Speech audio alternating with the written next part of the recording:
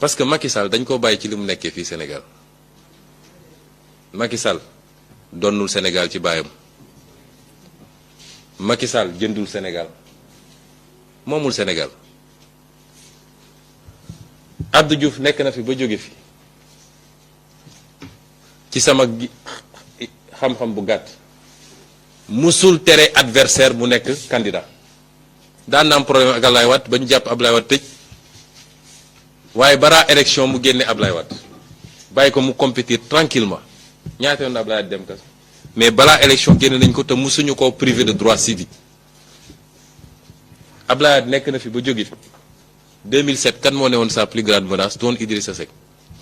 jàpp ko fi en 2005 mais balaa 2007 bàyyi na ko mu nekk candidat en sachant que menace bi gën a rëy foofu la jóge guléet ci Sénégal Macky Sall ñëw ne diw ak diw ak diw du ñu nekk candidat fi ñu seetaan ko ci nag parce que loolu ça interpelle le peuple ñu seetaan ko si ba mu am sañ-sañu écarter candidat 2019 lu mu def pourquoi candidat yi gënoon a fës ci opposition ci jamono jooja mu écarter leen ñëpp seetaan ko loolu moo fi dul amati Sénégal bu yaakaaree ni par l'instrumentalisation d'une justice et je continue à lancer un appel à la justice sénégalaise. Cette justice n'est plus crédible aux yeux des Sénégalais. Dem Maître Diagne bi mu ñëwee fi daf ma ne bàyyi ma intenter une procédure ma ne ko jaru ko parce que du mujj fenn. Moi je ne crois pas en cette justice dès qu'un dossier implique des acteurs politiques de la mouvance présidentielle. Je le dis haut et fort, il n'y a pas de justice au Sénégal ci plan boobu ma ne ko jaru ko et je vous dirai après pourquoi jaru ko kon bi ñu defee seen mascarade boobu objectif bi ñu ci amoon échoué ndax seen objectif mooy woon dans la première semaine na Ousmane Sonko tëdd di kaso ko defee nag ñu déroulé tey li foofu mu mujjee ñemewul sax jël décret pour nommer un juge d'instruction patate chaude bu nekk seen loxo man maa leen di bind na leen gaaw leen ci dossier bi ñemeetuñu ko sax te fu muy mujjee nag liy tooy dina jóge fu ñu ko foogewuloon tàppale yorul réew liggéey moo ko yor suñ la falee demal liggéey boo defee résultat soxla woo campagne pour am un deuxième mandat soxla woo éliminer adversaire parce que un homme politique bu ñu la joxee nguur ton adversaire c'est pas l'opposition c'est le peuple qui t'a élu si le peuple est satisfait de toi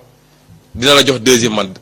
boo paree deuxième mandat ñu xam ni jeex na nga ne maa ngi dem toogi sax peuple bi mooy jóg ne dañoo bëgg nga continuer waaye nekk ci tappale suba ak ngoon sàcc alalu réew mi séddoo ko complot contre les adversaires politiques foog ni loolu moo tax nga war a am dara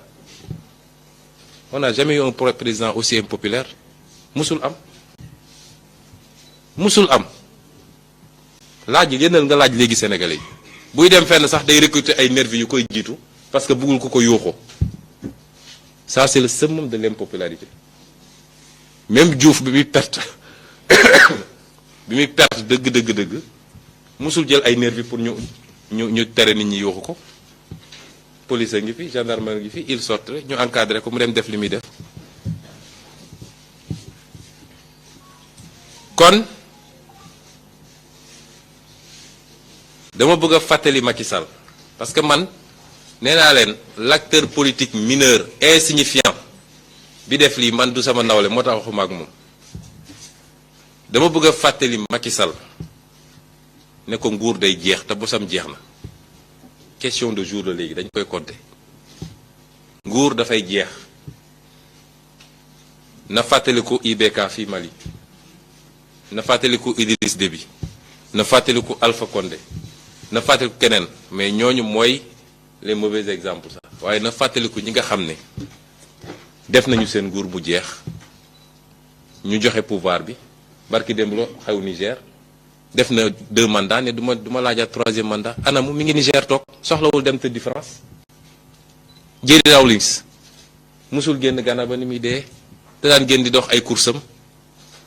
soxlawul sax équipe de sécurité fu mu romb Ghana yi nuyu ko. loolu mooy ndam ci nguur waaye damay ngoy ci nguur te defoo fi dara lu baax loolu ci ñàkk bopp la bokk. donc na delloo si xelam te lii man moom laa jël comme unique et seul responsable. Il est le seul garant de la sécurité de tous les Sénégalais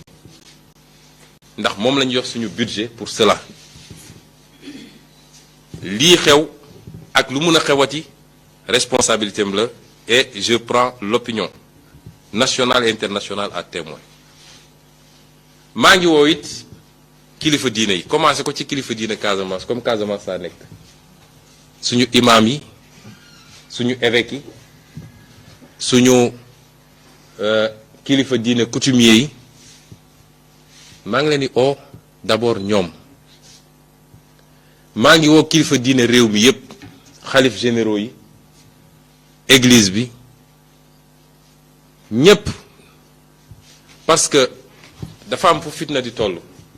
ñoom bokk nañ ci ñu ciy gën a sonn ndax li fi xewee fii ci mois de mars ñun ñëpp gis nañ ni kilifa diine yi amoon nañ leen métti trop parce que ñun ñëpp seen njaboot lañu. ñu ngi leen di woo parce que lay raam ci ñàkk ba la jëm te tubaab danaan mieux vaut prévenir que guérir.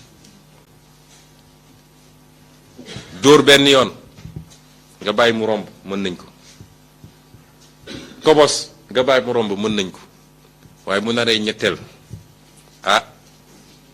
li ñuy wax daal te dañuy wax toujours ni sénégalais xamul ku dóor ku fayu la xam. may wax kilifa diine yi nañu àddu bañ a toog ba fitna gi egg fenn ñu wax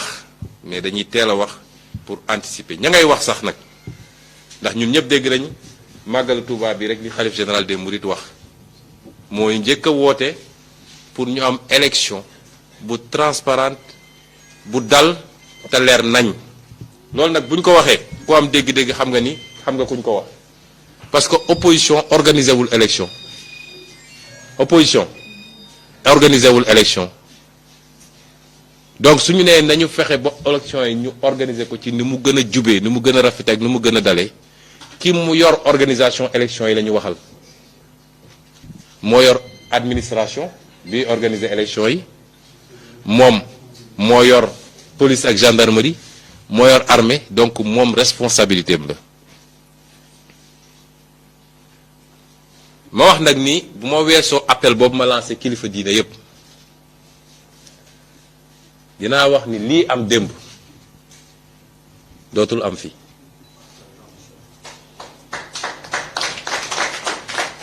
li am démb dootul am fii parce que ki ko def olof day wax ni bukki bu yawee waxambaane ci doxin nga la. fii Ziguinchor ku am fit ak sañ-sañu jóg ne ma ngay dem attaqué ci Ousmane Sonko rek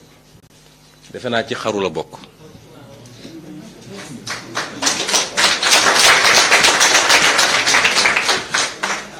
mën naa ne fépp ci Sénégal la waaye rawatina fii Ziguinchor may wax nag ni lii du amati avertissement la bu amatee gëm naa ni ku ko def dina bëgg a ñëw Ziguinchor dootu ko ñeme dootu fi amati démb ba léegi maa ngi calmer maa ngi téye nit ñi ndax suñ leen bàyyi woon gëm naa ni musiba am na léegi may wax bépp acteur politique u Ziguinchor man fii awma fi sañ-sañ fii laa yaru fii laa jànge amul koñ bu ma xamul fii amul yoon bu ma xamul fii te fu ne laay jaar nag bu ci kanamee tuuti dinaa génn dem à la rencontre des populations de Ziguinchor te du amul fu ma dul dem bu soobee yàlla te it fu ma dem population yëpp dinañ génn keneen ku am ay nervi di attaqué na génn ba xam ñaata nit koy génn ne ko nuyu nañ la parce que mbir mi foofu la may wax nag ni c'est la dernière fois lii am bu amatee nous dégageons toute responsabilité de ce qui va advenir dernière fois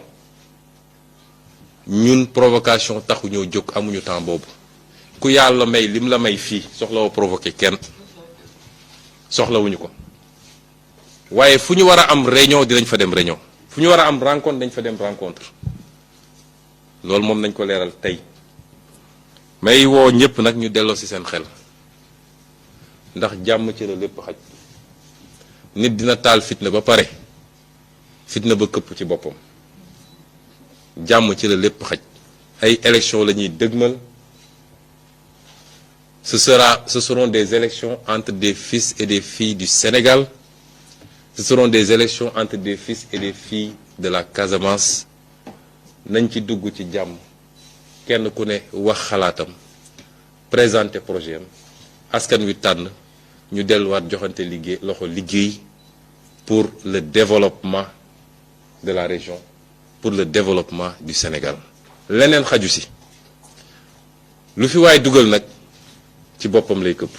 Dakar Instant, chaîne d'actualité sénégalaise qui vous donne l'information à tout instant. Abonnez-vous sur YouTube afin d'être les premiers au courant des toutes dernières nouveautés en vidéo. Page Facebook Dakar Instant, téléphone +221 77 561 55 46 77 506 85 74 78 123 86 56. Adresse email dakarinstant@gmail.com. L'actualité à l'instant, c'est sur Dakar Instant.